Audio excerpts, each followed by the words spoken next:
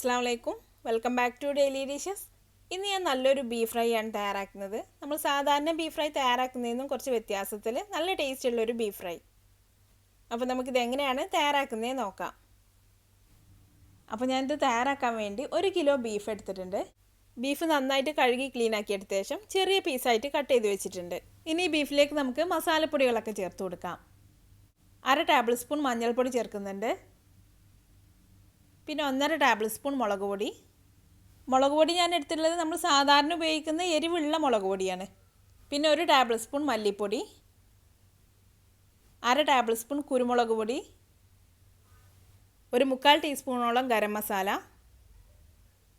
പിന്നെ 1/2 table spoon വെളുത്തുള്ളി ചതച്ചത്, 1/2 ടേബിൾ സ്പൂൺ ഇഞ്ചി ചതച്ചത്,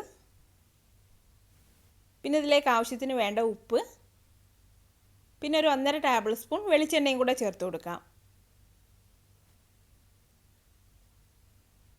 ഇനി നമുക്ക് ഇതെല്ലാം കൂടി നന്നായിട്ടൊന്ന് മിക്സ് ചെയ്തിട്ട് ഈ മസാലയൊക്കെ ബീഫിൽ നന്നായിട്ടൊന്ന് പിടിപ്പിച്ച് കൊടുക്കാം. ഇനി നമ്മളിത് മിക്സ് ചെയ്തെടുക്കുമ്പോൾ ഇതിൽ വെള്ളമൊന്നും ചേർക്കരുത്. പിന്നെ ഈ പൊടികളൊക്കെ മിക്സായി കിട്ടാൻ ബുദ്ധിമുട്ടുണ്ടെങ്കിൽ കുറച്ചും കൂടി വെളിച്ചെണ്ണ ചേർത്ത് കൊടുക്കാം. ഇപ്പോൾ ഞാനിത് നന്നായിട്ട് മിക്സ് ചെയ്തെടുത്തിട്ടുണ്ട്. മസാലയൊക്കെ ബീഫിലേക്ക് നന്നായിട്ട് പിടിച്ചിട്ടുണ്ട്. ഇനി നമുക്ക് മസാലയ്ക്ക് ഒന്നും കൂടെ ബീഫിലേക്കൊന്ന് പിടിച്ച് വരാൻ വേണ്ടി കുറച്ച് സമയം ഒന്ന് മാറ്റി വെക്കാം. 1 മണിക്കൂറെങ്കിലൊക്കെ ഒന്ന് മാറ്റി വെക്കുന്നത് നല്ലതാട്ടോ. മസാലയ്ക്ക് ബീഫിലേക്ക് നന്നായിട്ട് പിടിച്ച് കിട്ടും. ഇനി സമയമില്ലെങ്കിൽ നമുക്കിത് മാറ്റി വെക്കണമെന്നില്ല. മസാലയൊക്കെ പുരട്ടി കഴിഞ്ഞ ശേഷം നമുക്കിത് വേവിച്ചെടുക്കാം. അപ്പോൾ ഇനി നമുക്ക് ഈ ബീഫ് വേവിച്ചെടുക്കാം. പെട്ടെന്ന് വെന്ത് കിട്ടാൻ വേണ്ടി ഞാനിതിപ്പോൾ ഒരു പ്രഷർ കുക്കറിൽ ഇട്ടിട്ടാണ് വേവിക്കുന്നത്. പ്രഷർ കുക്കറിലാവുമ്പോൾ നമുക്കൊരു 5-6 വിസിലാവുമ്പോഴേക്ക് ബീഫ് വെന്ത് കിട്ടും. ഇതിലിനി ഞാൻ വെള്ളമൊന്നും ഒഴിക്കുന്നില്ല. ബീഫിൽ നിന്ന് തന്നെ നന്നായിട്ട് വെള്ളം ഇറങ്ങി വരും. ഇനി അടി പിടിക്കുന്നു തോന്നുകയാണെങ്കിൽ 1-2 ടേബിൾ സ്പൂൺ വെള്ളം കൂടെ ചേർത്ത് കൊടുക്കാം. അപ്പോൾ ഇനി നമുക്ക് ഈ കുക്കർ മൂടി വെച്ചിട്ട് ബീഫ് ഒന്ന് വേവിച്ചെടുക്കാം. 6 വിസിൽ വന്ന ശേഷം ഞാൻ തീ ഓഫ് ചെയ്ത് വെച്ചിട്ടുണ്ട്. ഇനി നമുക്ക് ഈ കുക്കർ ഒന്ന് തുറന്ന് നോക്കാം. ബീഫൊക്കെ ഇപ്പോൾ നല്ല പാകത്തിന് വെന്ത് വന്നിട്ടുണ്ട്. അധികം വെള്ളമൊന്നുമില്ല, വെള്ളമൊക്കെ ഒന്ന് വറ്റി വന്നിട്ടുണ്ട്.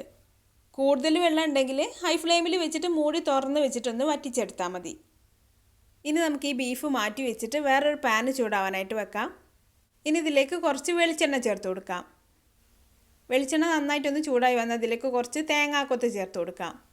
ഇനി നമുക്ക് ഈ തേങ്ങാക്കൊത്ത് ചെറുതായിട്ടൊന്ന് കളറ് മാറി തുടങ്ങുന്നത് വരെ ഒന്ന് വഴറ്റിയെടുക്കാം.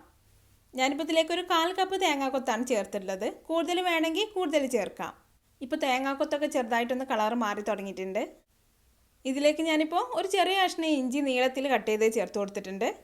പിന്നെ ഒരു 8-10 വെളുത്തുള്ളിയും നീളത്തിൽ തന്നെ കട്ട് ചെയ്ത് ചേർത്തിട്ടുണ്ട്.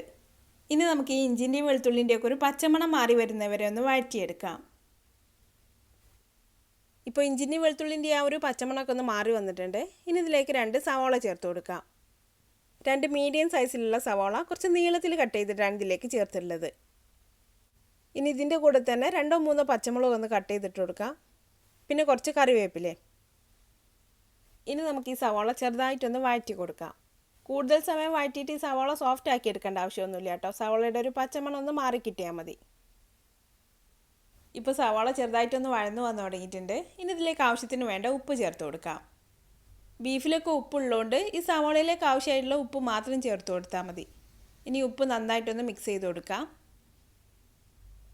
ഉപ്പൊക്കെ നന്നായിട്ട് മിക്സ് ചെയ്ത് കൊടുത്ത ശേഷം ഇനി നമുക്ക് ഈ സവാള ഈ ഓയിലിൽ നിന്ന് മാറ്റി വെക്കാം. പാൻ ഒരു സൈഡിലേക്ക് ചെരിച്ച് വെച്ച് കൊടുക്കുകയാണെങ്കിൽ ഓയിലൊക്കെ ആ സൈഡിലേക്ക് പോയിക്കോളും. അപ്പോൾ നമുക്ക് അധികം ഓയിലില്ലാതെ ഈ സവാള ഈ പാനിൽ നിന്ന് മാറ്റി കൊടുക്കാം. ഇപ്പോൾ ഞാൻ പാനിൽ നിന്ന് സവാളയൊക്കെ മാറ്റിയിട്ടുണ്ട്. ഇനി ഓയിലിലേക്ക് നമ്മൾ നേരത്തെ വേവിച്ച് വെച്ചിട്ടുള്ള ബീഫ് ഇട്ട് കൊടുക്കാം.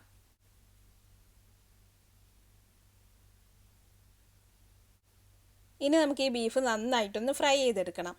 ഇതിൻ്റെ ഈ ഒരു കളറൊക്കെ ഒന്ന് മാറി നല്ലൊരു ഡാർക്ക് കളറാവുന്നവരെ നമുക്കിത് ഫ്രൈ ചെയ്തെടുക്കാം.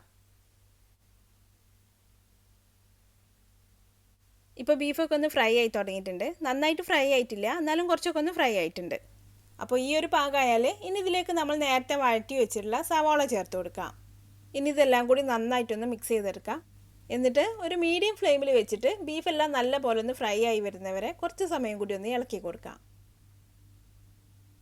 ഇപ്പോൾ മസാലയൊക്കെ ബീഫിൽ നന്നായിട്ട് മിക്സായി ബീഫെല്ലാം നല്ലപോലെ ഒന്ന് ഫ്രൈ ആയി വന്നിട്ടുണ്ട്. ഇനി നമുക്ക് തീ ഓഫ് ചെയ്യാം.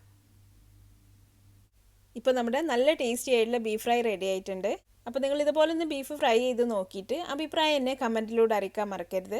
പിന്നെ നിങ്ങൾക്ക് എൻ്റെ വീഡിയോ ഇഷ്ടമായാൽ ലൈക്ക് ചെയ്യാനും ഷെയർ ചെയ്യാനും കമൻറ്റ് ചെയ്യാനൊന്നും മറക്കരുത്.